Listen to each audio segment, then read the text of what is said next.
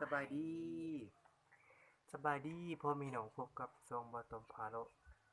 มื้อนี้บ่าวตอมจะมากินบักร้อนนี่จะไว้กินกับลาดมื้อนี้กลมลงหนูบ่หินดีไงกองนี่ออดได้บักร้อนสุกดิบเพิ่มมาเนาะ1จานพี่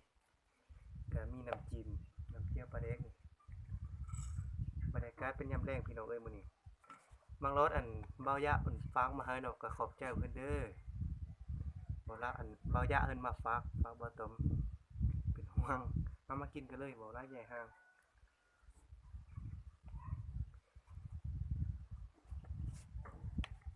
คือเก่าพร้อมพี่น้องชิมเบิ่งก่อนเนาะคำแรกนี่แทนบ่าวตอมเด้อ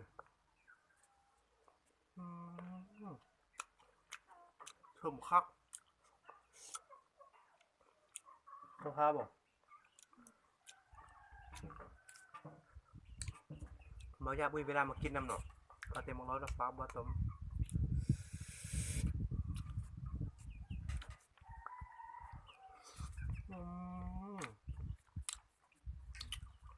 คือแค่มือเท่านั้น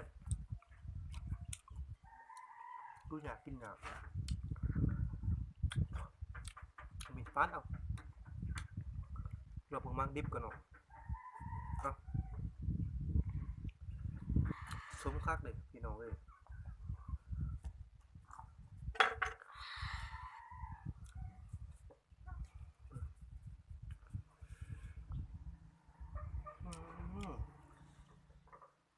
เขาทาอยู่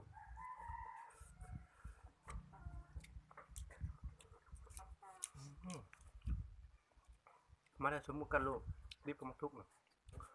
มักทุกพี่เบิ้งฮอตหน่อยสุดๆเลยพี่น้อง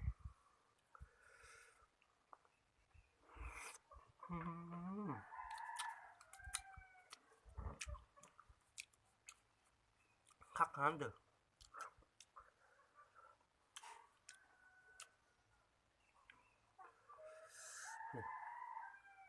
กูขี้เล่มมือแทมเด้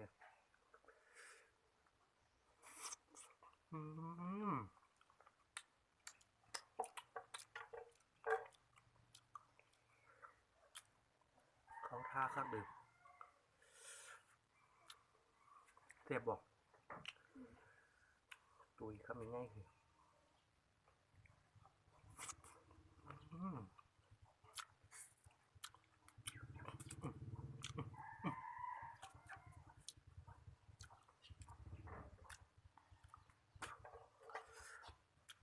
ดามีเปลือนก็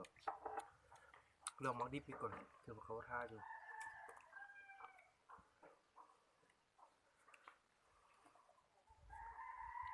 จะมีโป๊กเอานี่บาสมันเกือบขมไว้กระลึกกับปั่นวิน้ำจิ้มถ้าบ้วงเอาที่กินมืดอยู่บ่มืดบ่โลกบ่มืดก็เป็นเสพกันนะเด็กนี่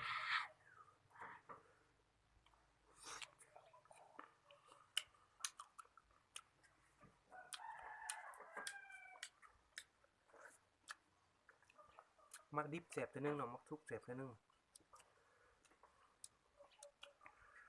ลองมักเค็มๆมือก่อนนะนี่จุ่มเข้าไปโหลดปิ้นลูกควงก่อนนะว้าวถูกเดี๋ยวลองสุดคักๆก่อน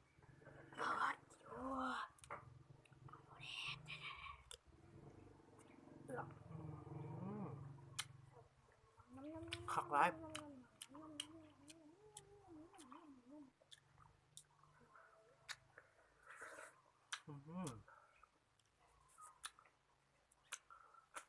สมกระโดดอ่ะ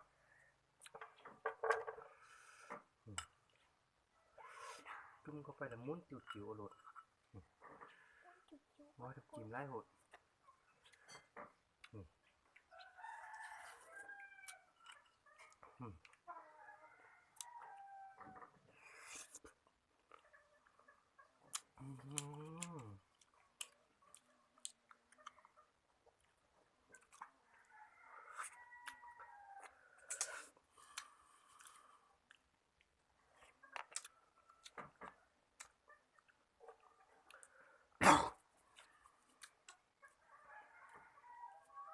จะมักเผ็ดลองปอกเนาะมักหน่อยมักเฮิมก่อนเนาะมื้อจักหน่วยแล้วกินหมดก็โลดหมดบ่นี่บ่หมดอิ่มแล้วบ่ต้องกินคนเดียวบัดนี้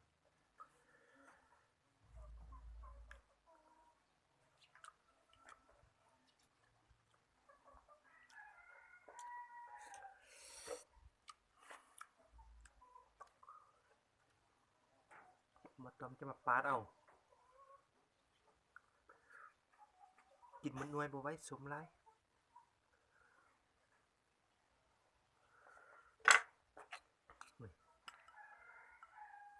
กินไปบ่วงไว้เอาจานลึกไว้ลึกอ้าวขอมกินยาเหรอเอาถ้าไว้เนี่ยคือเก่านะปิดมา ลุ่มมิน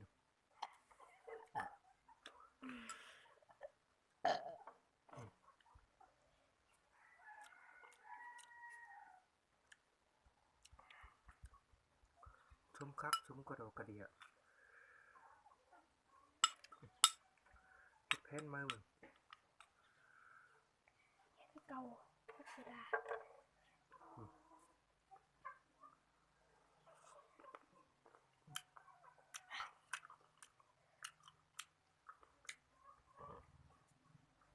ไว้โหลชมเบิ่งมาง่ายๆนี่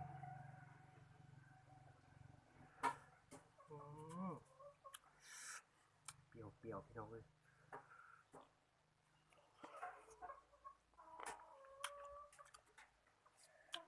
มือ